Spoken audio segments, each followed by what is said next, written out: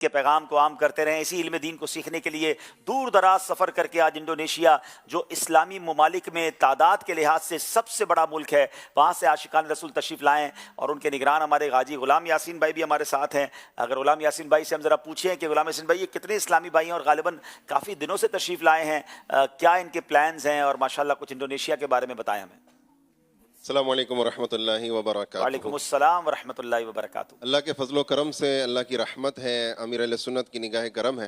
دعوت اسلامی کا دینی کام 7 سال پہلے انڈونیشیا میں شروع ہوا, اور ماشاءاللہ پہلا مدنی قافلہ باقاعدہ رکن شورا حاجی عبدالحبیب بھائی کی معیت میں سفر ہوا, اور مدنی قافلہ بھی بڑا ملٹیپل مدنی قافلہ تھا, جہاں یو کے, سری لنکا, ہند اور آسٹریلیا اور سری لنکا وغیرہ 4-5 ممالک کے اسلامی بھائی شامل تھے.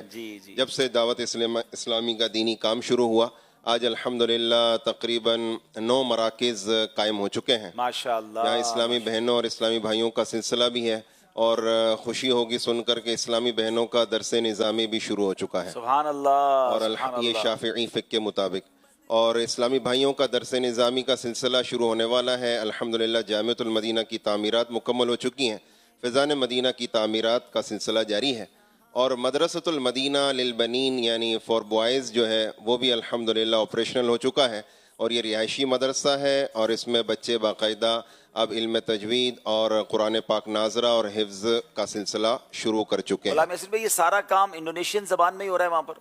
جی ہاں, وہاں پاکستانی, انڈینس اور بنگلہ دیشی اسلامی بھائیوں میں نہیں, بلکہ خالصتاً صرف انڈونیشین میں دعوت اسلامی کا کام ہو رہا ہے.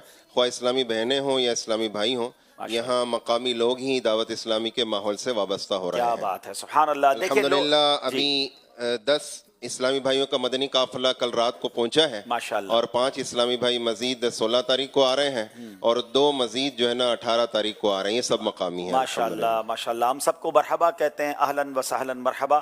اور ناظرین میں یہاں یہ بتانا چاہوں گا مدنی قافلہ کیا ہے. دیکھیں مدنی قافلہ 7 سال پہلے ایک ملک پہنچا, اور آج ان 7 سالوں میں آپ دیکھیں دعوت اسلامی نے کتنے مراکز قائم کر دیے, وہاں اب علماء بننے لگے ہیں, اور ماشاءاللہ آپ دیکھیں کہ اب قافلے فیضان مدینہ آ رہے ہیں, اور اب یہ انڈونیشین زبان میں دین کا کام کریں گے.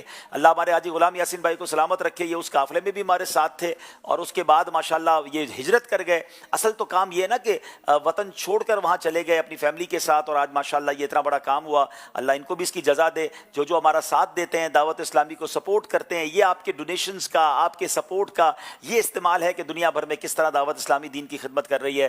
اللہ ہماری دعوت اسلامی کو سلامت رکھے. اگر انڈونیشین زبان میں دعوت اسلامی کا مدنی مقصد کوئی اسلام بھائی سنانا چاہیں تو چلیں, مائک وہاں تک پہنچتا ہے تو پھر ہم سنتے ہیں انشاءاللہ. آئیے دیکھتے ہیں ہمارا اسکور بورڈ ہمیں کیا بتا رہا ہے.